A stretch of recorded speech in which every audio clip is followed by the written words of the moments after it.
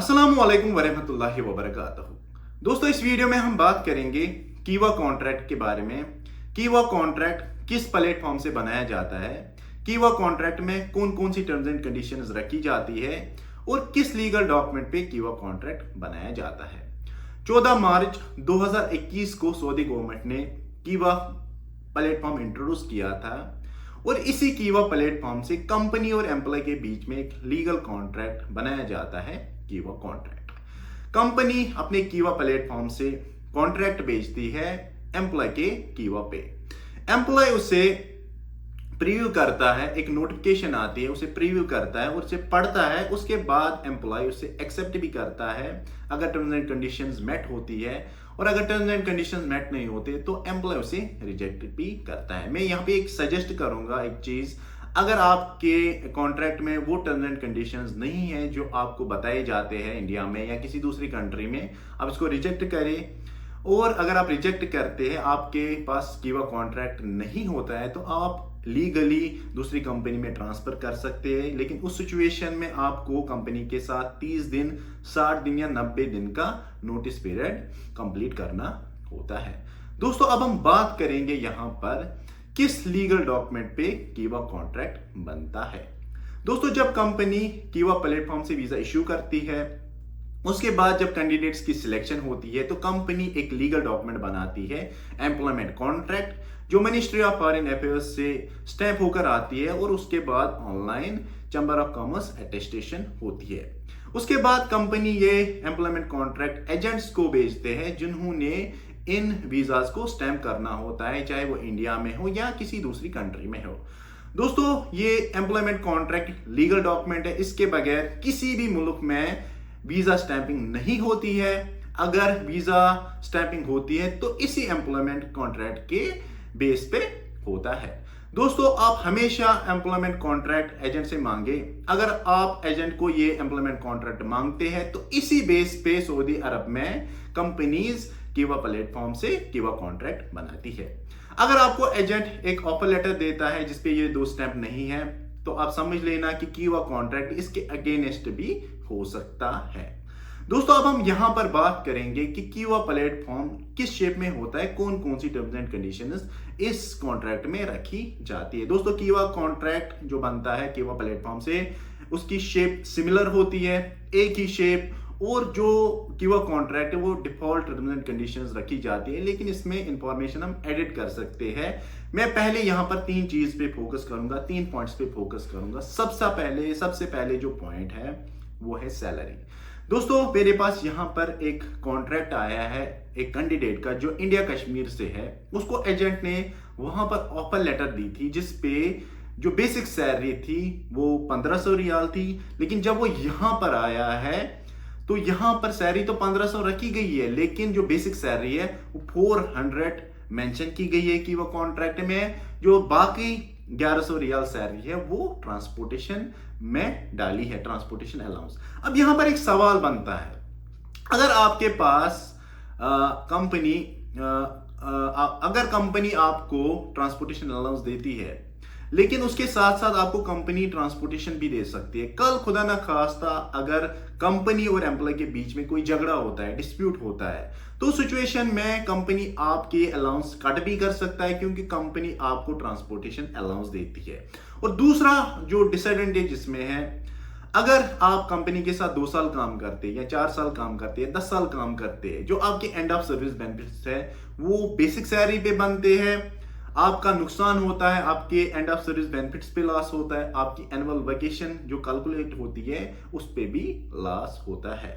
दोस्तों, और एक पॉइंट यहां पर मैं फोकस करना चाहूंगा, इस कॉन्ट्रैक्ट में लिखा है, जो कंपनी ने कीवा कॉन्ट्रैक्ट बनाया है उन्होंने इस पे लिखा है कि रिक्रूटमेंट फी, जो आपका आईडी का फीस या आपको आपका प्रोफेशन चेंज करना है, आपकी टिकट्स या बाकी चीजें वो कंपनी बियर करती है एज पर सऊदी लेबर लॉ। अगर कंपनी ये पॉइंट कॉन्ट्रैक्ट में लिखती है कि रिक्रूटमेंट फीस भी कंपनी ही देती है, आप मुझे एक सवाल दे दे, जो एजेंट इस वीडियो को देखते हैं, आप क्यों बड़ी बड़ी रकमें इनसे लेती है कैंडिडेट से, 1 लाख, 1,30,000, 1,40,000? अगर कंपनी आपको सारा कुछ देती है, वो कॉन्ट्रैक्ट में मेंशन करती है, तो आप ये चीजें क्यों कैंडिडेट से लेते हैं। तीसरा पॉइंट जो मैं यहाँ पर फोकस करना चाहूंगा वो है कि इस कॉन्ट्रैक्ट में उन्होंने मेंशन किया है कि जितने भी आपके पास रिटन या वर्बल कॉन्ट्रैक्ट से या एग्रीमेंट से अगर आपके पास कोई है वो इससे रिप्लेस होते, वो यहाँ पर नहीं चलेंगे, क्योंकि ये कॉन्ट्रैक्ट जो कीवा प्लेटफॉर्म पे बनता है ये लीगल कॉन्ट्रैक्ट होता है कंपनी और एम्प्लॉय के बीच में। दोस्तों अब हम यहाँ पर एक एक करके डिस्कस करेंगे कि कीवा प्लेटफॉर्म की कैसी शेप होती है, कौन कौन सी टर्म्स बाय डिफॉल्ट रखी जाती है, बस थोड़ी सी इंफॉर्मेशन इसमें एडिट करनी पड़ती है। सबसे पहले जो फर्स्ट पार्टी है कंपनी का नाम और कंपनी की इंफॉर्मेशन, दूसरा सेकंड पार्टी जो कैंडिडेट होता है उसका नाम, उसकी इंफॉर्मेशन, बैंक अकाउंट, आपका आईडी नंबर, ये सब चीजें मेंशन होती है। उसके बाद दोस्तों लिखा होता है कि आपका कॉन्ट्रैक्ट कितने साल का होता है, जो एम्प्लॉयमेंट कॉन्ट्रैक्ट में मेंशन होता है जिसपे मिनिस्ट्री ऑफ फॉरेन अफेयर्स की स्टैंप और चैम्बर ऑफ कॉमर्स की अटेस्टेशन होती है, जो उस पे लिखा होता है वही कीवा प्लेटफॉर्म पे वो मेंशन करेंगे। उसके बाद दोस्तों आपका जो प्रोबेशन पीरियड है वो 90 डेज का होता है, और कंपनी अगर एक्सटेंड करना चाहेगी तो वो और 3 महीना एक्सटेंड कर सकती है। तो प्रोबेशन पीरियड जो है वो 90 डेज का ही होता है एज पर सऊदी लेबर लॉ। उसके बाद दोस्तों जो अगर आप कॉन्ट्रैक्ट टर्मिनेट करते हैं आपस में तो आपको एक पार्टी दूसरे पार्टी को 60 डेज का नोटिस दे सकती है एज पर दिस एम्प्लॉयमेंट कॉन्ट्रैक्ट। उसके बाद दोस्तों वर्किंग आवर्स में 5 डे रखी गई है, और जो वर्किंग आवर्स है वो 8 आवर्स है।